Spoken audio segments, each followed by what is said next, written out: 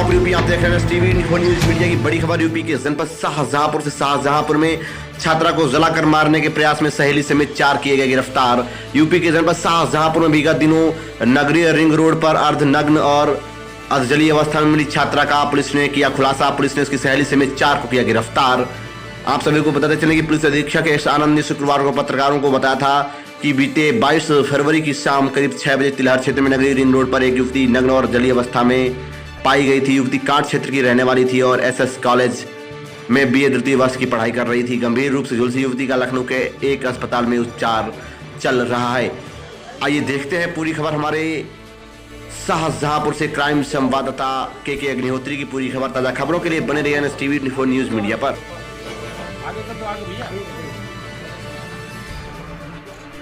क्या कुछ पूरी घटना थी और किस नतीजे पर शाहजहांपुर पुलिस पहुंची है? ये 22 फरवरी को शाम लगभग 6:15 बजे के आसपास की सूचना मिली थी कि एक युवती जो जली हुई अवस्था में है, जिस पर जले के निशान हैं, वो रिंग रोड पड़ता है, राईखेड़ा गांव है, उसके पास सड़क पर मिली है और उस पर गांव वाले भी पहुंचे, पुलिस के लोग भी पहुंचे वहां। तत्काल उसको उपचार के लिए सदर अस्पताल भेजा गया।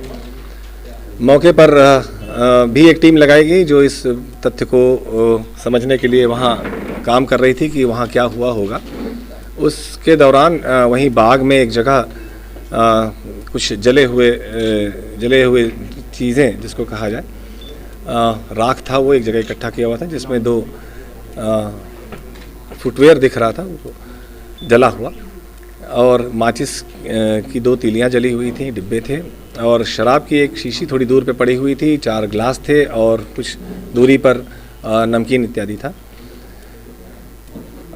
इस युवती ने यहाँ सदर अस्पताल में जो मजिस्ट्रेट गए उसका स्टेटमेंट लेने के लिए, जो इसको डाइंग डिक्लेरेशन कहते हैं, मृत्यु पूर्व कथन, जो कि वो गंभीर हालत में थी, 50% से ऊपर उसको बर्न्स थे। तो जब उन्होंने इसका स्टेटमेंट लिया तो उस वक्त उसने केवल इतनी बात वह बता पाई कि मैं कॉलेज के 3रे मंजिल पे थी और उसके बाद क्या हुआ मुझे याद नहीं। लेकिन उसके बेहतर उपचार के लिए हम लोगों ने ये प्रयास किया कि पहले उसका उपचार बढ़िया हो, उसके बाद बातचीत हो सकती है। बातचीत वो कर रही है लड़की।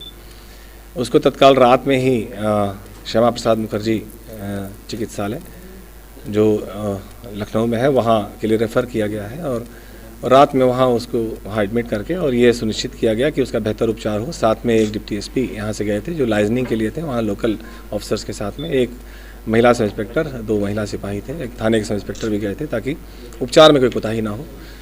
23 तारीख को as a matter of routine वहाँ भी उसका स्टेटमेंट रिकॉर्ड किया गया वहाँ मजिस्ट्रेट द्वारा। उस पर उसने 2 नाम बताए कि एक उसकी सहपाठी है पिंकी और एक उस पिंकी का ही रिश्तेदार है जो उसकी बहन का देवर है एक्चुअली, मनीष। ये दोनों थे। पिंकी के कहने पर ही वो निकली थी वहाँ से। उसने कहा कि चलो मैं आती हूँ और वहाँ मिलो। इस पर मैं बाहर निकली और उसके बाद फिर मनीष के साथ में 2 नामों के बाद हम लोगों ने ये प्रयास किया कि और भी चीज़ें क्लियर हो जाए। तो क्योंकि वो लड़की बात करने की स्थिति में थी तो उनके परिवार वालों से अनुमति लेकर और उनके सहयोग और सहमति से उसके और भी धीरे धीरे कुछ चीज़ें पूछी गई। जब भी वो बात करने की स्थिति में रहती थी तो उससे पूछा गया, तो कई उसके वीडियोस बनाए गए ताकि चीज़ें क्लियर हों। तो उस आधार पर ये बात समझ में आई कि उसने ये कहा कि हमारे साथ 3 लोग थे, जिसमें एक मनीष था, एक राजू था जो पिंकी के बुआ का लड़का है, और एक सुभाष था जो सहपाठी ही है और पिंकी का भी मित्र है और मनीष का भी मित्र है। पिंकी ने ही कहा कि तुम चलो मैं आती हूँ, और इसके पहले भी उसने ये बताया कि पिंकी ने अपने इन मित्रों से उसकी दोस्ती कराने की कोशिश की थी और उससे वीडियो कॉल कराने की कोशिश की थी, लेकिन इसके द्वारा मना कर दिया गया था। इसके बाद इसने यह भी बताया कि इन तीनों ने वहाँ पहुँचकर राईखेड़ा पहुँचकर वहाँ इसके साथ गलत करने का प्रयास किया, और जब इसके द्वारा रेजिस्ट किया गया तो उन्होंने मिट्टी का तेल छिड़ककर इसको आग लगाया, जान से मारने की कोशिश की, और इस पर वो भागी वहाँ से। उसके बाद किसी तरह से गांव वालों ने मिलकर और पुलिस ने मिलकर उसकी सहायता की और उसका उपचार के लिए उसको अस्पताल लाया गया। ये एक ऐसा बयान है जिसकी सैंक्टिटी बहुत है। ये मृत्यु पूर्व कथन जिसको कहा जाता है, ये एक ऐसा एविडेंस है जिसको ओवर रूल करने के लिए उससे बेहतर एविडेंस की आवश्यकता होती है। इसलिए हम लोगों ने हमारे जो इन्वेस्टिगेशन की दिशा है वो इसी तरफ जारी रखी, क्योंकि वो पीड़ित युवती का कथन है और ऐसे गंभीर परिस्थिति में दिया गया कथन है जिसको गैंग डिक्लेरेशन कहा जाता है। इस आधार पर यहाँ उनके द्वारा जो बताया गया है युवती के द्वारा, और उनके माता पिता के भी संज्ञान में था ये, उस पर ये 4 अभियुक्तों को गिरफ्तार किया गया है, जिनके नाम पिंकी है, मनीष है, राजू है और सुभाष है। इसी दौरान उस घटनास्थल जहाँ पर उसके कपड़े जले हुए मिले थे एक साथ, वहाँ दोबारा हम लोगों ने प्रयास किया जाकर पता करने का कि वहाँ क्या हुआ होगा।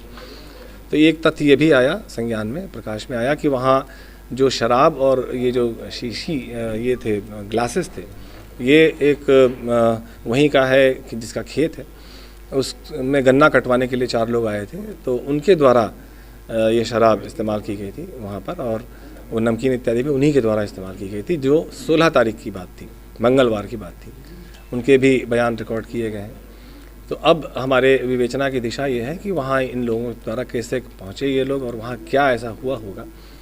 युवती अभी भी होश में है और बात कर रही है, तो इन चीज़ों को भी हम लोग धीरे धीरे इनके और क्या और कोई बात अगर वो बताती है तो उसको भी हम लोग विवेचना में सम्मिलित करेंगे। इसी दौरान हम लोग इन अभियुक्तों के विरुद्ध भी जो उसके युवती द्वारा दिया गया बयान है उसको पुष्ट करने के लिए जो भी साक्ष्य एकत्रित करने हैं उस दिशा में हम लोग गंभीरता से लगे हुए हैं।